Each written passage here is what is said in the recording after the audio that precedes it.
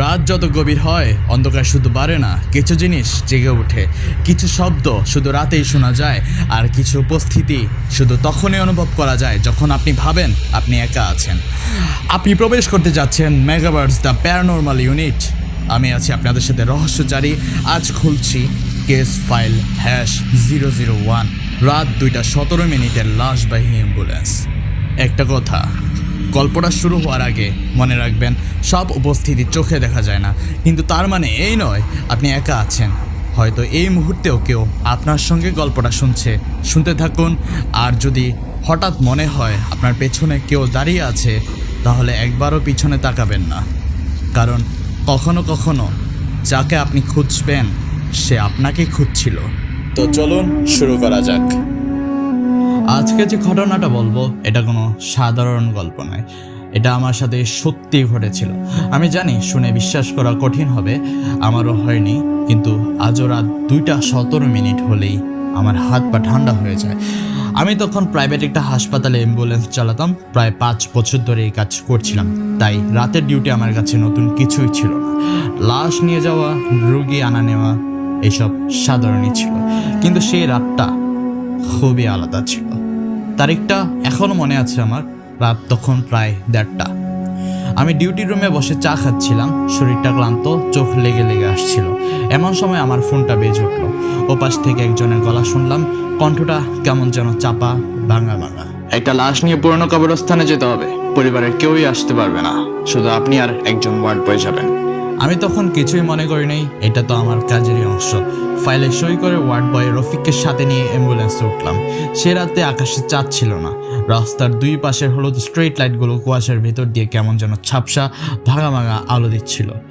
আমার মনে আছে রফিক পুরো রাস্তায় একটাও কথা বলেনি। ও এমনিতে বেশ হাসি খুশি ছেলে, কিন্তু সেদিন কেমন যেন চুপচাপ ছিল। অ্যাম্বুলেন্সের পেছনে সাদা কাপড়ে মোড়ানো লাশ শোয়ানো ছিল। শুরুতে শুধু জীবাণুনাশকের তীব্র গন্ধ পাচ্ছিলাম, যেটা এই কাজে অভ্যস্ত, কিন্তু গাড়ি ছাড়ার প্রায় 10 মিনিট পর গন্ধটা বদলে গেল। কেমন যেন ভেজা মাটির একটা গন্ধ, পচা স্বেচ্ছেতে। আমি ভাবলাম হয়তো জানালা খোলা, বাইরের গন্ধ ঢুকছে। জানালার দিকে তাকিয়ে দেখলাম জানালা বন্ধ। রিয়ার ভিউ মিররে একবার চোখ গেল, রফিককে চুপচাপ বসে থাকতে দেখলাম, কিন্তু তার পাশের স্ট্রেচারটা একটু নড়ে উঠল। আমি নিজেকে বললাম রাস্তা খারাপ, তাই এমন লাগছে হয়তো। কিন্তু কিছুক্ষণ পর একটা শব্দ কানে এলো, যেন ভেতর থেকে কেউ আঙ্গুল দিয়ে ধীরে ধীরে দরজায় টোকা দিচ্ছে। রফিক হঠাৎ কাপা গলায় বলল, ভাই, আপনি কি শব্দটা শুনছেন? আমি কোনো উত্তর দিতে পারিনি, শুধু গাড়ির গতি বাড়িয়ে দিলাম। ড্যাশবোর্ডের ঘড়িটার দিকে তাকিয়ে দেখি সময় আটকে আছে 2:17। ইঞ্জিন চলছে, স্পিডোমিটার নড়ছে, কিন্তু ঘড়ির কাঁটা 1 সেকেন্ড হয়ে উঠছে না। আর ঠিক তখনই অ্যাম্বুলেন্সের ভেতর থেকে ভেসে এলো একটা দীর্ঘ নিঃশ্বাস, যেন কেউ অনেকক্ষণ পর পানির নিচ থেকে হঠাৎ উপরে উঠে প্রথমবার শ্বাস নিল।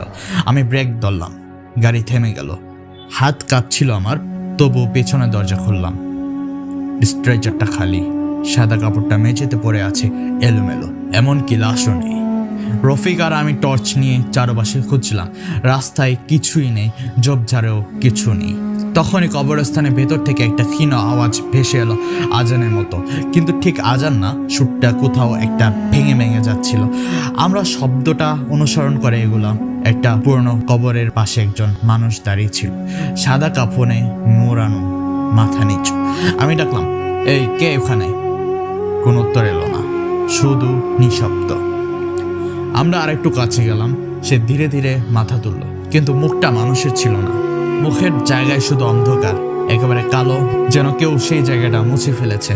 আমি আর দাঁড়াইনি, দৌড়ে গাড়িতে উঠে ইঞ্জিন স্টার্ট দিলাম। ভিউ মিররে তাকিয়ে দেখলাম সে দৌড়াচ্ছে না, হাঁটছেও না, তবু প্রতি মুহূর্তে আরো কাছে চলে আসছে, যেন দূরত্বটা নিজে থেকেই কমে যাচ্ছিল, ওর কোনো নড়াচড়া ছাড়াই। পরবর্তীতে হাসপাতালে ফিরে পুরো ঘটনাটা ডিউটি অফিসারকে বললাম। তিনি ফাইল খুলে বললেন, আজ তো কোনো লাশ পাঠানোই হয়নি। আমি বললাম, কিন্তু আমার কাছে তো একটা ফোন এসেছিল। তিনি কল রেকর্ড বের করে দেখালেন যে রাত 2টার পর হাসপাতাল থেকে কোনো কলই করা হয়নি। আমি থমকে গেলাম।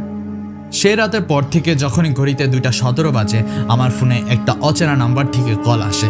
রিসিভ করলে কোনো কথা নেই, শুধু সেই একই শব্দ, যেন কেউ এখনো অ্যাম্বুলেন্সের দরজায় টোকা দিচ্ছে। কয়েকদিন এভাবে যাওয়ার পর আমি ঠিক করলাম আজ রাতে ফোনটা ধরবো, যা হওয়ার হোক।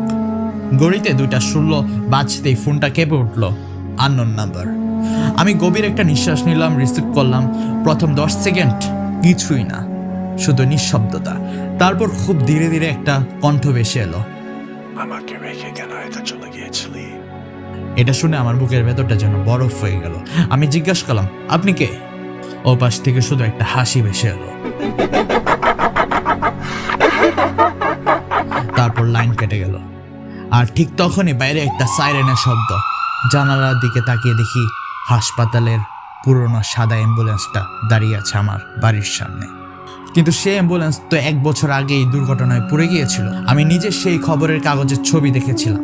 ভয়টা চেপে রেখে তখনই নিচে নামলাম। গাড়ির কাছে গিয়ে দেখি ড্রাইভারের সিট খালি, ইঞ্জিন বন্ধ, তবুও সাইরেন বাজছে। হঠাৎ পেছনের দরজাটা নিজে থেকেই ধীরে ধীরে খুলে গেল। ভেতরে শুধু একটা স্ট্রেচার আর তার উপরে রাখা একটা পুরনো ধুলোবালি জমা ডায়েরি। আমি সেটা তুলে প্রথম পাতা খুললাম। যারা আমাকে দেখে তারা কখনো একা থাকে না। পাতা উল্টালাম, একটা নাম লেখা, আমার নিজের নাম, আর নিচে লেখা পরবর্তী যাত্রী। আমার হাত পা কাঁপতে লাগলো। ঠিক তখনই কাঁধে একটা ঠান্ডা স্পর্শ অনুভব করলাম। ধীরে ধীরে পেছনে তাকালাম, কিন্তু কেউ নেই।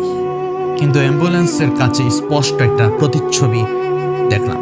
সেই সাদা কাফনে মোড়ানো মানুষটা ঠিক আমার পেছনেই দাঁড়িয়ে আছে। আমি ঘুরে তাকাতেই দেখি কেউ নেই। আবার কাছের দিকে তাকিয়ে দেখলাম, এবার সে হাসছিল আর তার হাত ধীরে ধীরে কাচের ভেতর থেকে বেরিয়ে আসছিল। আমি ডায়েরির কয়েক পাতায় একের পর এক তারিখ আর নাম লেখা ছিল তা দেখলাম। প্রতিটি নামের নিচে একটা মাত্র শব্দ লেখা ছিল, তা হলো মৃত্যু। ডায়েরির শেষ পাতায় আজকের তারিখ আর সেখানে লেখা আমার নাম। ঠিক তখনই হাসপাতালের এক বৃদ্ধ নিরাপত্তা কর্মী আমার হাতে সেই ডায়েরিটা দেখে ফ্যাকাশে হয়ে গেলেন। তিনি বললেন, এই ডায়েরি তুমি কোথায় পেয়েছো?